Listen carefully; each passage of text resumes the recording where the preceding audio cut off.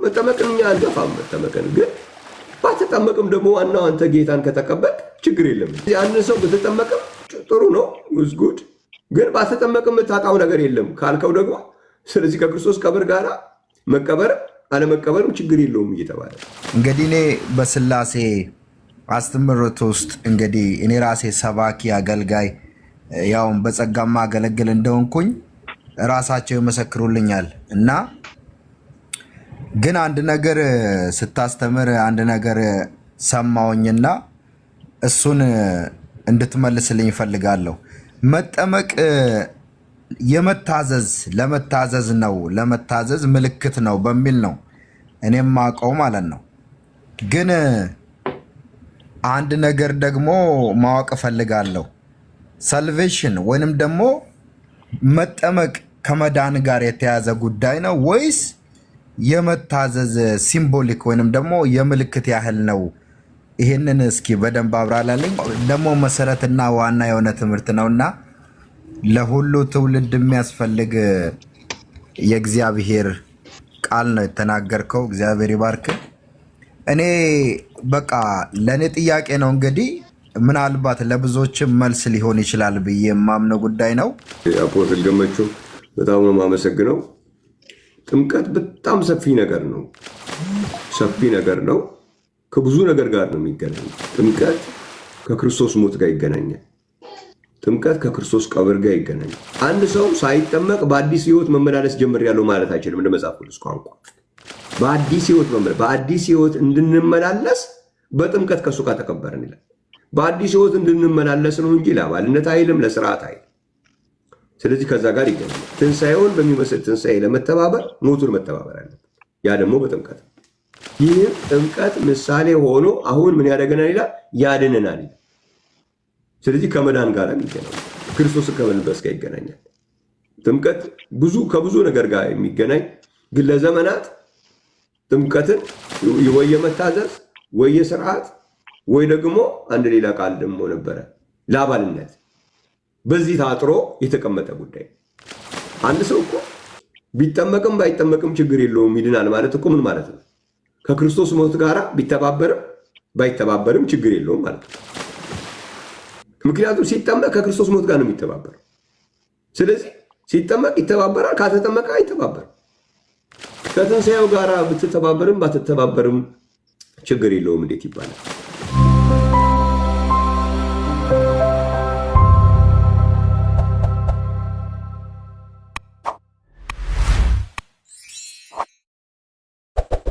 ፓስተር በረከት እኔ ገመቹ ነኝ። በጣም ደስ የሚል ትምህርት ደግሞ መሰረትና ዋና የሆነ ትምህርት ነውና ለሁሉ ትውልድ የሚያስፈልግ የእግዚአብሔር ቃል ነው የተናገርከው። እግዚአብሔር ይባርክ።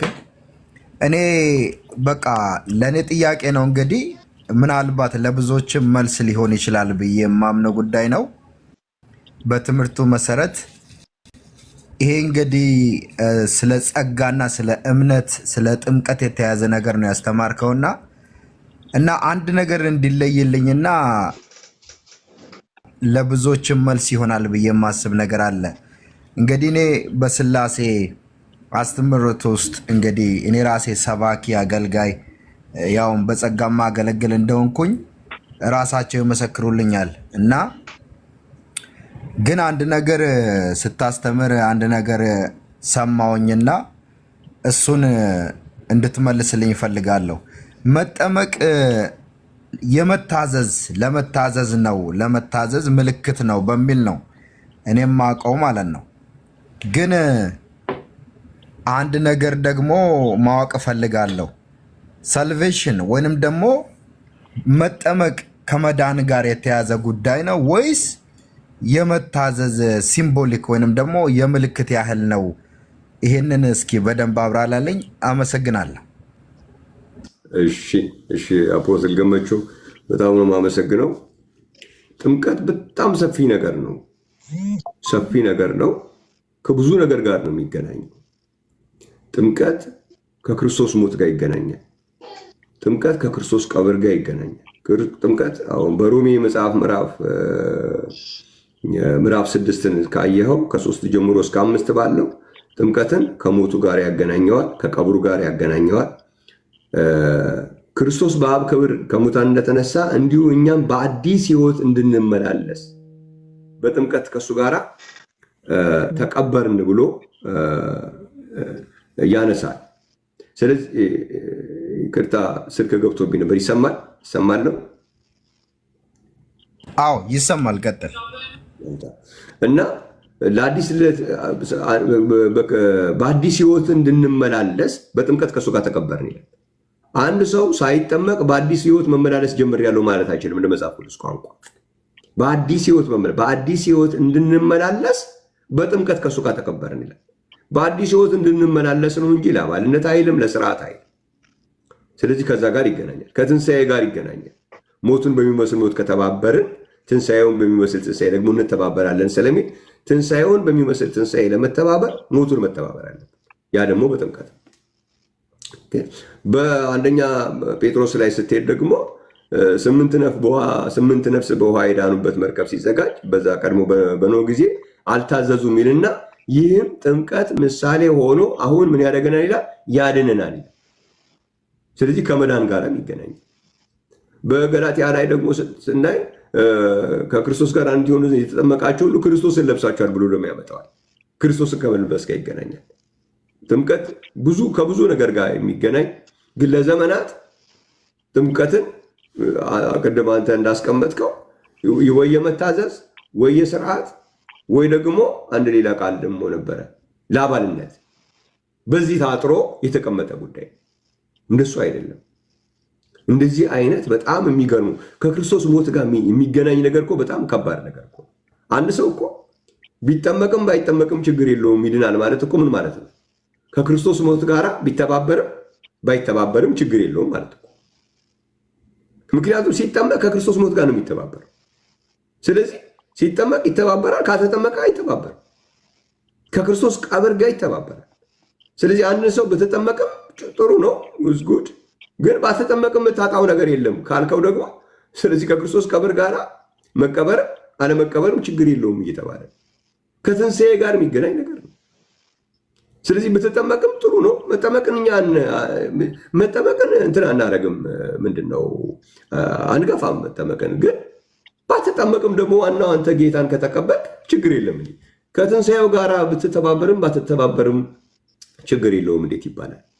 ስለዚህ በእኛ ፈቃድ እንደዚህ አይነት ከክርስቶስ ሞት ጋር ከክርስቶስ ቀብር ጋር ከክርስቶስ ትንሣኤ ጋር የሚገናኝን ነገር በዚህ በአባልነት በመታዘዝ ብቻ በአባልነት ብቻ በስርዓት ብቻ መገደብ አንችልም። ከሞት ጋር ነው የምናያይዘው፣ እኛ ከቀብሩ ጋር ነው የምናያይዘው።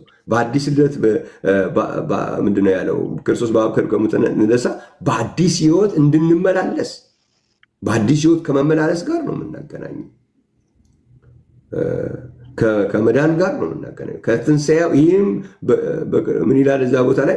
ጥምቀት ምሳሌ አሁን ያድነናል ይልና የሰውነትን እድፍ ማስወገድ አይደለም የበጎ ሕሊና ልመና ነው እንጂ ይልና ይህም በክርስቶስ ኢየሱስ ትንሣኤ ነው እና ከዚህ ሁሉ ጋር የሚገናኝ ነው። እግዚአብሔር ይባረክ። ያው ፕሮግራም ስላለን ከአንተ ጋራ ዲቴል በዛ በፕሮግራማችን እዚህ መግለጽ ስለሌለብኝ በዛ በምንገናኝበት ጊዜ ላይ ዲቴል ደግሞ በደንብ እናየዋለን። ቴንኪዩ። ያ እነሱ ሲምቦል በቃ የሆነ ምልክት የመታዘዝ ምልክት እንጂ ምንም ማዳንም ምንም በቃ ቁም ነገር ያለው ነገር አይመስልም በእነሱ ትምህርት ውስጥ እኔ እንደማውቀው። ግን አሁን እኔ ራሴ መረዳቴ ጨምሮልኛልና እግዚአብሔር ይመስገን። ለአንተም ደግሞ ጸጋው ይጨመርልህ ይብዛልህ። ቴንክ ዩ ሶ ማች። ሌላ ሰው ይቀጥል። በቃ እሺ፣ አመሰግናለሁ አፖስትል። እሺ፣ አፖስትል ገመቹን እናመሰግናለን።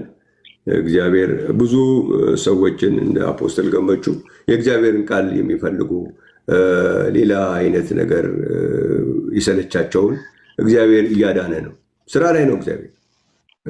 እግዚአብሔር ስራ ላይ ነው። እኛ ወንጌሉን በትክክል እየተናገርን እያወጅን መቀጠል ነው። እግዚአብሔር ስራ ላይ ነው ያለው። እግዚአብሔር ይመስገን። በዚህ ዓመት ብቻ ቅድም እንደተናገርኩት እኔ በሰማሁት ሪፖርት መሰረት 67,000 በኢትዮጵያ ውስጥ ብቻ 67,000 ሰው በጌታ በኢየሱስ ተጠምቋል። ምንድን ነው የሆነለት ይሄ ሰው? 67,000 ሰው በጌታ በኢየሱስ ሲጠመቅ ከክርስቶስ ጋር ልክ እንደ ኤፌሶን ሰዎች እኮ የኤፌሶን ሰዎች በጌታ በኢየሱስም የተጠመቁ የኤፌሶን ሰዎች ምንድን ያላቸው? ከክርስቶስ ጋር በሰማያዊ ስፍራ አስቀመጠን የተባለላቸው። ከአንድ ቤተ እምነት ወደ ሌላ ቤተ እምነት መጣችሁ አይደለም ያላቸው። ከክርስቶስ ጋር በሰማያዊ ስፍራ አስቀመጠን ያላቸው። እግዚአብሔር የተመሰገነ ይሁን። ዓለም ሳይፈጠር በክርስቶስ ተመረጣችሁ ነው የተባለላቸው። ጸጋው በጥበብና በአእምሮ በዛላችሁ ነው የተባለላቸው። እግዚአብሔር የተመሰገነ ይሁን። የጸጋውን ባለጠግነት ያሳይ ዘንድ ከእርሱ ጋር ተነሳችሁ ነው የተባለላቸው። ስለዚህ ይሄ ነገር ለእኛ እንዲሆን ከፈለገ የኤፌሶን ሰዎች የታዘዙትን መታዘዝ አለብን እንጂ ኤፌሶን ሰዎች የታዘዙትን ሳንታዘዝ ይቺ ቆንጆ የምትመስለዋን ነገር ብቻ ጠቅሷን ስለምናቅ ብቻ በጸጋ ድናችኋል የተባሉት እነማን ናቸው? ጥያቄ። በጌታ በኢየሱስ የተጠመቁት አይደለም? እስኪ አይደለም የምትሉ ነው። አሁን ዘግቼ ከመውጣቴ በፊት አሁን እንግዲህ የዚህ የሶሻል ሚዲያ ችግሩ ምንድን ነው? እንደዚህ የሚያስተምረው ሰው ባለበት ቦታ ላይ የለም፣ እየቆራረጡ እየበጣጠሱ እንትና እንዲህ ብሎ ነበረ፣ እንትና እንዲህ ብሎ ነበረ፣ እንትና እንደዚህ ብሎ ነበር የሚባል ዝም ብሎ የብሽሽቅ ነገር አለ። ተውት፣ እሱ አይጠቅምም። በዛ የሚቆም ይሄ እውነት በብሽሽቅ ኦዲዮ በመቆራረጥ በመበጣጠስ የሚቆም አይደለም። አልቆመም እኮ ሴም ሜትድ እኮ ሴም ሪዛልት እኮ ነው። ፎር ዘ ላስት 50 ይርስ ያያችሁትን ነገር እንዴት እሱ ነው ይደገማል?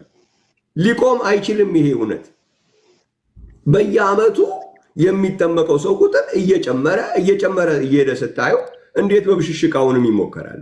በቃ ሌላ ነገር ደግሞ መቀየር አለበት እኮ። ስለዚህ የብሽሽቁ መንገድ የሚሰራ አይደለም። እሱን ተውት፣ ምንም አይጠቅምም።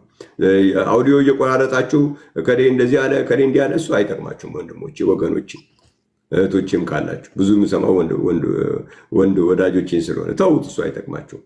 ኑና ጠይቁ። እዚህ ስህተት አለበት ካላችሁ አይደለም በጌታ በኢየሱስም የተጠመቁትን ነው በጸጋ ድናቸዋል የተባሉ። ጸጋው በእምነት አድኗቸዋል የተባለ እኮ በጌታ በኢየሱስም የተጠመቁትን ነው መባሉ ስህተት ከሆነ ይኸው መድረኩ፣ ይኸው ዓለም ከመፈጠሩ በፊት በክርስቶስ ኢየሱስ ተመረጣችሁ የተባሉት በጌታ በኢየሱስም የተጠመቁትን አይደለም ከተባለ ይኸው መድረኩ። በጸጋ ድናቸዋል የተባሉት በኢየሱስም የተጠመቁትን የኤፌሶን ሰዎች አይደለም። በጸጋ ድናችኋል የተባሉት እጃቸውን ያወጡትን ነው፣ ወይ የቀኝ እጃችሁን ወይ እግራችሁን አውጡ የተባሉትን ነው። በጸጋ ድናችኋል የተባሉት በሕፃንነት የተጠመቁትን ነው። በሕፃንነታቸው የተጠመቁትን ሰዎች ነው በጸጋ ድናችኋል የተባሉት። እግዚአብሔር ይመስገን።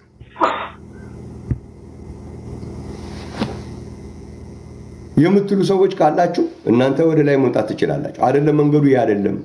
በኢየሱስም የተጠመቁትን አይደለም በጸጋ ድናችኋል የተባሉት።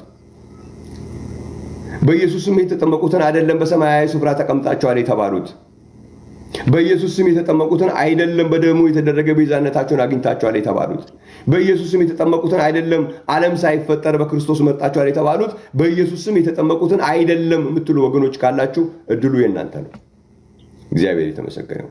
እግረ መንገድ ደግሞ እንደው እዚህ ቤተ እምነት ውስጥ ነበርኩኝ የዚህ ቤተ እምነት አስተምህሮት ስህተት አለበት የምትሉ ወገኖች ይሄው ኑና ንገሩ፣ እንስማችሁ። እስኪ ኑ እናንተ ከዛሬ ይሄን አክል ዓመት ሁሉ ቸርች ውስጥ ነበር አውቀዋለሁ፣ አስተምህሮቱ ስህተት አለው፣ በጌታ በኢየሱስም ሳይጠመቁ ነው ሰው በጸጋ የሚዳነው የሚባለው። እቺ ቤተክርስቲያን በጌታ በኢየሱስም የተጠመቁትን ነው በጸጋ ድናቸዋል የምትለው ትክክል አይደለም። በኢየሱስም ያልተጠመቁ ናቸው በጸጋ ድናቸዋል የተባሉ ማለት የምትችሉ ከሆነ እስኪኑና እንስማችሁ። በፈጠራችሁ ሌላ ቦታ ላይ ዝም ብላችሁ ጊዜያችሁን የብሽሽቅ ነገር የሌላ ነገር ከሚሆን የእውነት ለመዳን ሰዎች እንዲድኑ ከሆነ ይኸው እንዲህ አይነት መድረክ ላይ ተገኙ፣ እንስማችሁ።